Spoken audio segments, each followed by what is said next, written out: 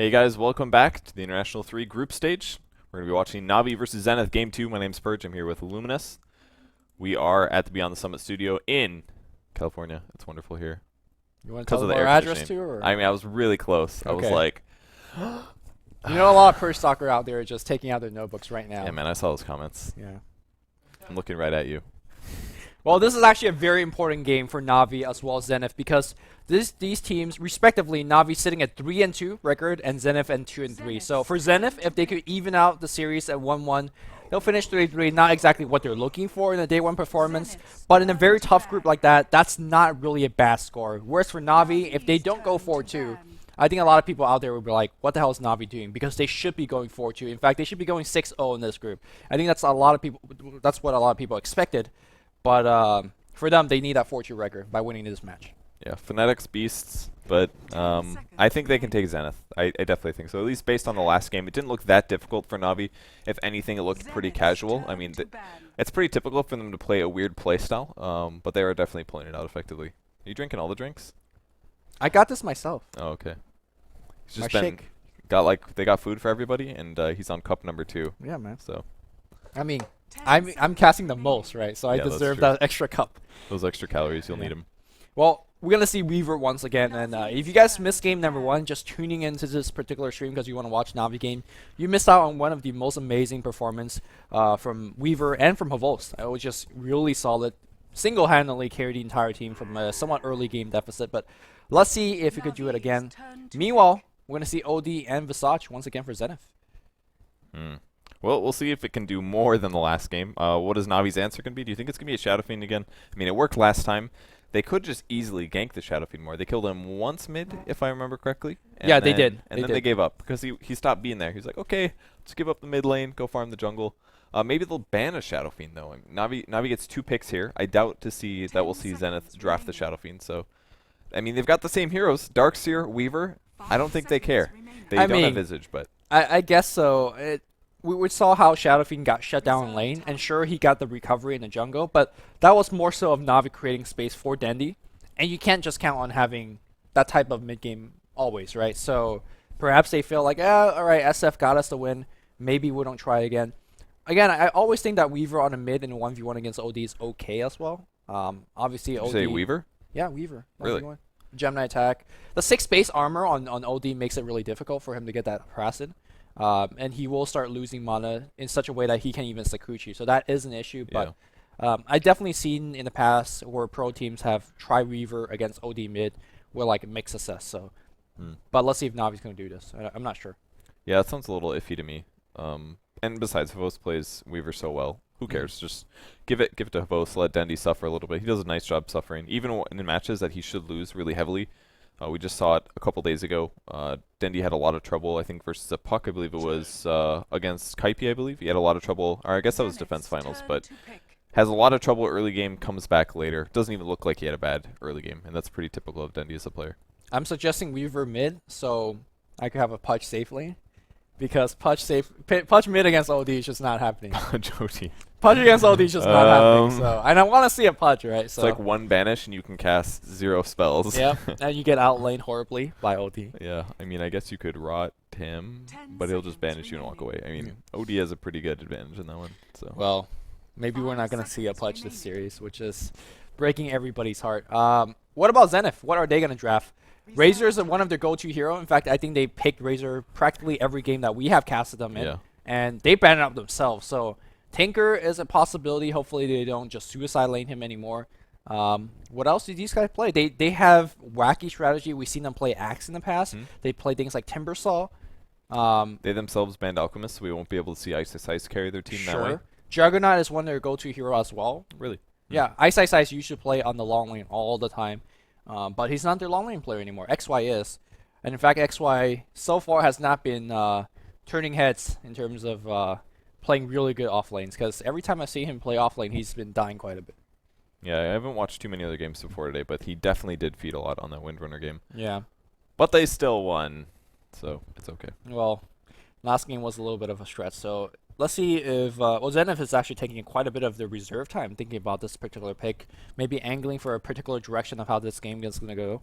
But what Navi is strong right now is they're really good at laning, I think. Weaver is going to give you that strong lane in terms of either staying alive against aggressive trialing, or if you sense weakness, like against a Tinker, for example, you just go for kill. Darkseer is going to give you good lanes, and Chen is going to give you that good lane in the jungle, getting that EXP, getting that gold. So there's a line being picked up. That's something that we don't see too much.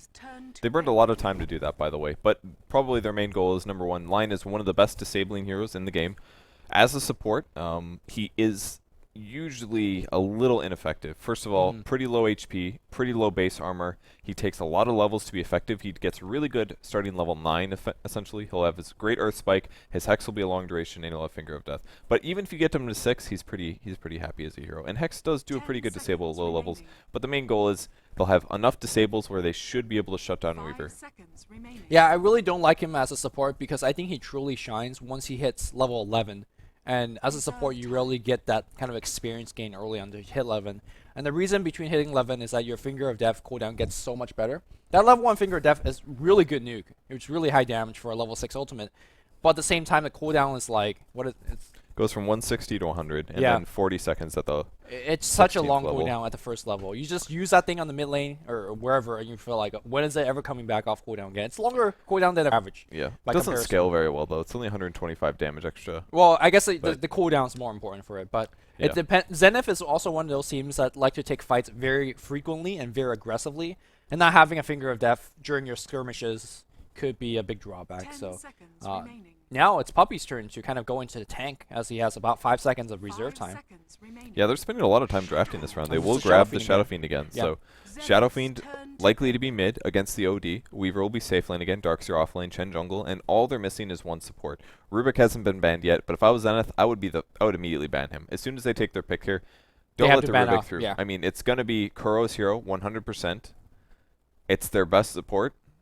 He can make team fights. He would love to steal any of Lion's abilities, except for Mana Drain. Screw that spell. Right. Um, Any of OD spells are okay. Any of Visage spells are decent. Gyro spells are okay as well. So yeah, you gotta ban that Rubik, because if not, that thing's getting picked so fast. if not Rubik, what do you think? Ogre Magi, right? No, that's Alliance's hero. That's Alliance's support. I guess Kuro, he's only playing Visage or Rubik. I haven't seen him playing anything else, right? Have you? I don't think I have. Can't. It has to be a ranged He plays disable. Lena sometimes. Yeah, I was gonna say Lena, but they need a setup. They don't have a setup yet, so they definitely need a range disable. That's one thing that they're lacking a bit compared to last game. Last game they had an Earthshaker. Earthshaker and they had a Visage, Visage, which yeah. is some range disable, pretty good range disable. They're gonna be lacking that heavily this time, but they will be able to take towers really fast at least. And since Zenith hasn't drafted their offlane yet, looks like they're banning a bounty hunter. They don't have enough range disable, so they don't want to deal with it. Very wise. Zenith is looking for a ban. And, well, are they gonna not ban something? Reserve time. I think they're just gonna 10 random it. seconds remaining. It's got to be Rubik. I would ban Rubik myself. I think that's When you likely. time out like this, there's actually no 5 ban. seconds So remaining. 2. they ban out the Earthshaker. I don't know if that would have happened. I'm not sure as well. I mean, I haven't seen Kuroki play the Earthshaker. Obviously, pretty sure that he can play. He can definitely play 4 roles. When he was on Mouse, I believe he would play the 4 position, so he'd play Chen and Enchantress very often. Okay. So he definitely could have played the Chen and had Puppy on the Earthshaker, but Rubik. Guys, chant Rubik. Come on, this is the only way Rubik. that'll come through. Rubik. 10 10 seconds to remaining. Rubik. All right, 13 seconds to Rubik. They're like, can we work a pudge? 5 seconds. All Alright, right, Jakiro. That is not a Rubik. It's a 2-headed Rubik. That's exactly what we That thought. yeah. I mean, he doesn't have spell steal, but it's definitely Rubik. So less reliable on disables is one problem here, but he does have a lot more damage output, I would argue. Yeah, he does. He has better AoE defense against tower as well. Yep. Well, maybe not level 1, because Fable is actually pretty OP. The range of it. Plus, you can do vacuum on ice paths. That's really That's nasty. pretty sick. Yep. You can also do wait. 10 Whoever gets seconds banished by OD, set up the combo immediately Yeah, afterwards. sure. So There's a lot of utility for this 5 particular hero in the seconds game, and remaining. let's not forget he pushes decently as well. If ever people does scale that liquid fire, I think people are losing value by not selecting it. But Enigma is going to be the final pickup here. I'm surprised because Enigma against Vacuum, it's going to be hard for him to land it against Ice Path. But once he does have that BKB, though, he is king in terms of landing that Yeah. big black hole, and there's nothing for them to cancel it. I think this is an offlane Enigma as well, because they don't really have an offlane hero. Ice is playing support line. X Freedom is playing Visage. So I think this is an offlane Enigma. He may just start in the jungle and they'll do like a defensive tri-lane with a mid. I don't expect them to go aggressive, even if it is, if it's a Weaver with a Jakiro and a Chen, that's not safe to tri-lane against. Like, Weaver is not a hero that you're going to be able to kill easily, aggressively, so I was hoping that Zenith would have just one solo, or one single support in lane. That way it could be Lion getting a lot of pull EXP, but one of those guys is going to have to sacrifice, and I assume it's going to be Lion over the Visage. Yeah. Well, actually, Lion needs more levels, right? So I would agree. Yeah. But I don't think he's, I don't know, it's hard to say. He's not as good at harassing because his armor's lower. But I was actually hoping for something like a Brewmother last pickup for Zenith, because we've seen in the past where your Brewmother sends the Spiralings in the jungle, and your Lion gets like the EXP in the jungle. But oh yeah, that's right. That was pretty cool. It's pretty cute strat, but Zenith goes with a better or more safe long lane in the form of an XY Enigma. Let's see how he's going to be playing this game. Yamate is going to play his Outworld Destroyer again on the mid. Ice is going to play the support line. We have Freedom on Visage, and Ice on the Gyrocopter. I don't anticipate this to be an offlane Enigma. If there is an offlane Enigma, usually you have regen and some stats. He has a bunch of money in the bank. He hasn't spent any of it yet. No courier, no wards, just 3 clarity potions. So at the very least, he can jungle. I just don't think he wants to start in the offlane, simply put. Will they grab anybody? It's going to be Havos spotting out Ice. They will know that the enemy team is here, and I think they're going to be fine. So we'll go over Na'Vi really quick here. For the Radiant, Puppey is going to be playing Chen. Havos is on the Weaver. We've got Funnick playing Darkseer. Kuro is going to be playing the Jakiro, and the last player is going to be Dendi on the Shadow Fiend. They are currently up 1 game versus Zenith here. So if Zenith wants to take it 1-1 in this best of 2 or this 2-game set, then they need to pull out the stops here. Yeah, again, this is a very, very important match for both teams. Na'Vi, if they win this one, they finish their day in 4-2, which is not good, but not too bad for Na'Vi. Whereas Zenith, if they win their match, it's going to be 3-3, which in this very competitive group, it's not a bad score for them to have as well. So double damage is going to get snagged by Havos on the long lane, or on the bot lane. He's got to be very careful. And yeah, XY is going to start up in the jungle. The fact that he saved like 460 gold, I wonder if he's going to be doing anything, like a big burst of item purchase a little bit later on. But are you speaking about the Enigma? Yeah, the Enigma. I mean, Soul Ring first is obviously the go-to item for Enigma, because you can use it every time you cast Demonic Conversion. It'll keep your mana pool pretty full. So wait for 30 seconds. It costs 800 gold. Once he gets that, he can be well on his way towards another major item. And that's one of the things I like most about Enigma, is that his farming is so easy in the jungle. I mean, it's not absolutely cake, but for any pro player, Enigma jungling is very reliable and very easy. Yeah, there's like specific jungle paths where you could accelerate, but I think one of the fastest timing that you can get it on is like 4 minutes to hit level 6. But right now, I think the most important creeps we need to talk about is the creep on the mid lane, the damn Harpy Storm, because it is winning the lane now for Dendi. Yeah, it's a really lucky pickup. The downside is that it's going to cause Puppey to not be able to farm that much himself, but if that does give Dendi an advantage in the mid lane, it's going to help a lot. It's definitely giving him advantage, because now Dendi's got like 4 last hit in a row, the 5th one coming in right now. He's going to get the 6th one as well. And Dendi, well, he's back in the lane. That is insane, guys. That Harpy Storm just won the lane for him. Yeah, think about the last game. Dendi had, what, 2 last hits when OD was working with about 6, and just with a little bit of sacrifice on Chen, they can all of a sudden give Dendi equivalent damage to OD, and that's what's happening right now. He's hitting for about 70 damage, OD's hitting for about 74, and he's going to be able to actually break even in this lane. Yeah, not to mention the fact that he's like, look at the damage on Yamate. Yamate doesn't have a salve, so he's going to be off the lane for quite a bit if he stays for a little bit too long. This thing also has like an insane cast range. He's forced to get a salve, and that thing almost... Harpy Storm? No! Don't He's die. Also gonna he didn't Dendi even missed a deny on that one. The ultimate sacrifice, giving its soul to Shadow Fiend. So Puppey can resume playing his actual hero. Oh my god, look how lucky he is. He also gets stacked Wildkins, which means he can just tornado this to catch up for the EXP that he lost. Like, what lucky stacks going on? Ain't luck, all skill. Yeah, he did it on purpose, guys. Yeah, meanwhile, by the way, talking about stack cams, we also have a pretty big stack count over here. Funnick is going to be getting himself a little bit of XP. Maybe Shadowfiend's going to come out with a couple of raises. Whatever the case is, Na'Vi is... What's that? Or Puppey. Or Puppey, sure, yeah, with that tornado. But yeah, whatever the case is, we're going to see some Na'Vi members accelerating further ahead in terms of experience. Not even a single kill is happening so far. Is Zenith getting enough out of that top lane? Because they're definitely having a couple of free farm supports, but these supports are only level 1. What's going on here? Lion level 1.5. Okay, Visage 2.5. But at the same time, I feel like Lion has... He needs to be at like level 3 soon. Yeah. They have been stacking and pulling some camps, which might be why, but honestly, all the lanes are pretty easy. I mean, essentially, the only lane that's actually contested by 2 people is the mid lane. So, unless you guys want to watch other ones pull and stack camps, I guess we'll just watch mid, huh? Yeah.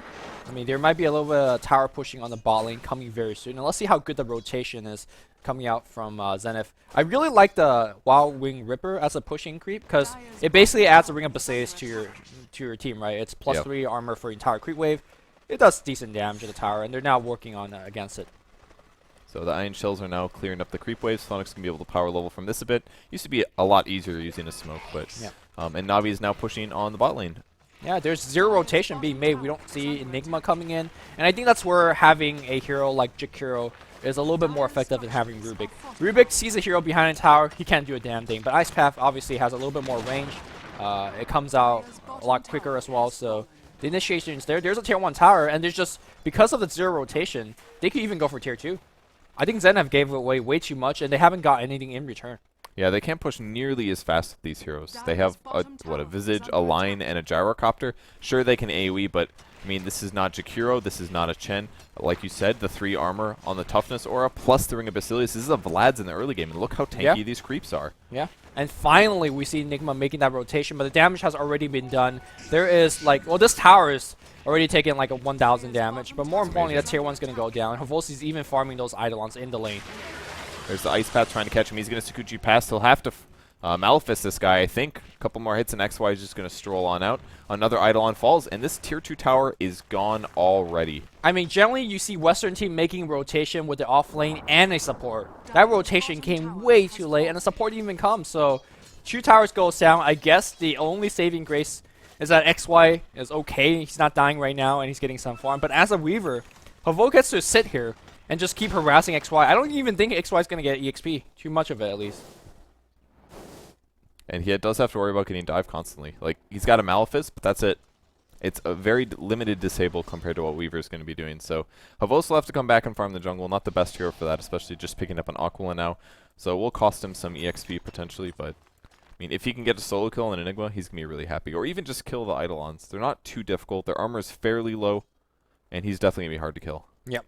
You do see the line trying to make a rotation gank to the mid lane, but line early on, he's just so damn slow, even with boots of speed picked up. But obviously, you do have Yamate to set you up with the Astral Imprisonment first. But they need to find the correct angle. And then he says, man, forget that. I don't see support heroes up top. Let me just go in the jungle, raise a couple of neutrals, and be A-okay. So line now level 3, shifting back top. Since Funnock did get his bottle from the jungle, he is pretty self-sufficient. He's going to pop it again for more mana, and Ice is just kind of deliberating how to get in there. I mean, he's got his boots picked up, so he's relatively fast, but Line's a slow support. They'll need a lot of disable to pick off the Darkseer at this point. Yeah, I'm just surprised that they even made that gank attempt. It's such a low percentage play. They need to keep stacking. They need to hit 5 or even, ideally 6 on those supports, and it's just not happening right now. OD is not winning the lane nearly as hard as he did last game, and I think he is going to be going for the mech for the team now, because I guess in theory, your Enigma could get it as well. Yeah, it seems like he's going to get it, excuse me. Well, he did pick up Tranquil Boots. I mean, they're pretty good in the early game. Yeah, he's probably going to dispel that for a 4-staff later on. Yeah, that's a good point. You're probably right there. So Dendy's still sitting in high ground. He definitely doesn't want to go in the middle of the river. It's where you're least, most vulnerable, actually. Can't really see any ganking supports. All right, take that back about the 4-staff. He buys a headdress recipe, so it's going to be miscommunication, possibly. No longer do Buckler as well as mech armor buff stack, so okay. That was patched. No, he then sold it again, so Yamate trolling all of us. XY is going to be picking up the headdress, so okay, good. The great mystery of who's buying the mech is now somewhat answered. We're still not sure yet, One person. Only one person will be purchasing it. He can definitely make a 4-staff with it. It'll be fine. Well, it's a very, very slow passive game starting, and I think that Zenith is losing the kind of the EXP war. If we just want to look at the EXP path, graph, excuse me, it's kind of all over the place right now, but Chen, to me, is the little bit more important hero hitting level 6.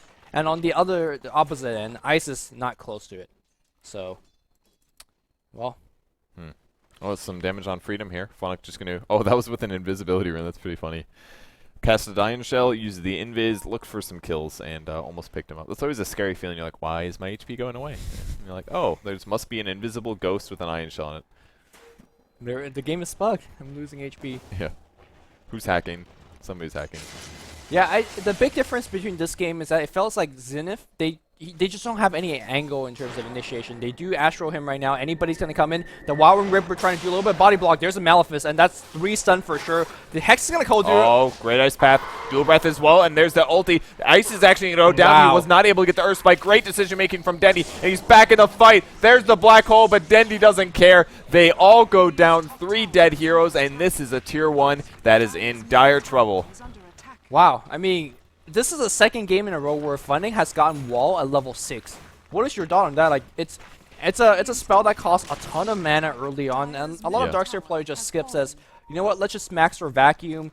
Like, why even take Wall when we don't have Vacuum? But we're seeing it to be somewhat effective just as a nuke early on. Yeah, I mean, it does 150 magic damage. It's going to create illusion, which people might run into, but most importantly, those are also going to right-click. And it doesn't do a ton of damage. It's 70% outgoing per illusion, but even if we look at Lion, for example, this is still doing 30 damage or right-click, at least. It's more like 35, something like that, which is pretty reasonable.